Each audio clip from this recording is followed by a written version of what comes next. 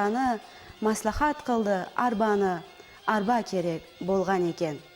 Кітап көрдім мұсанниптін, сөз ештім андаліптін, менің сөзім бір харіптін бәрі тамам болған екен. Тауазқыны сөзі ашу, ақыбет мәнісін аңлатса, язықыны деген айыбы деген мәністі аңлатады.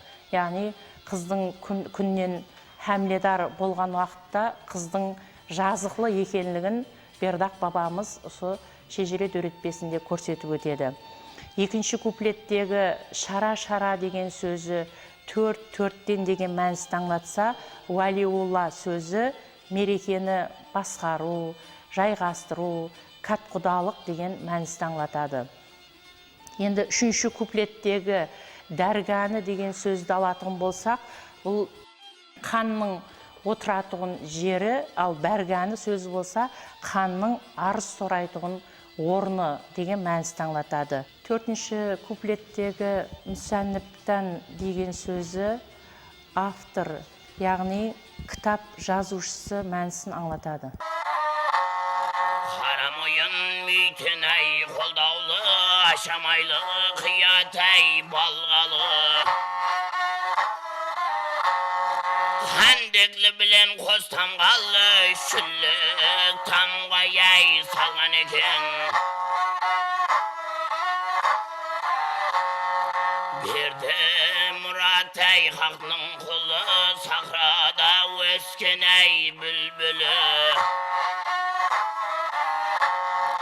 Бұл шешірені жылқы-жылы халыққа баян-әй еткен екен.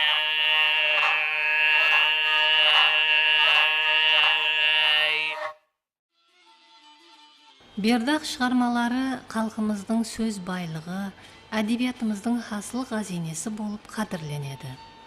Ілімпазларымыз Бердақ дөретпелері хақында іліми ізертлеу жұмыслары менен шайырдың әр бір сөзі күш құдіретке ие гауһар сөзлер екенлігін тереңнен баянлап бергенінің гуасы боламыз. Ілімпаз Арухан Отанбетованың да шайырдың шежіре дөретпесі бойынша жазған 40-тан аслам іліми мақалалары республика көлеміндегі іліми журналларда жарық көрді. Шежіре дастандағы гауһар сөзлер, тарихи тұлғалар, бабалар тарихы, ру һәм қауымлерге бөлінулері, үріп әдет дәстүрлер хақында жазған мақалалары Россия, Канада, Америка мемлекетлерінің іліми журналларында басылып шықты.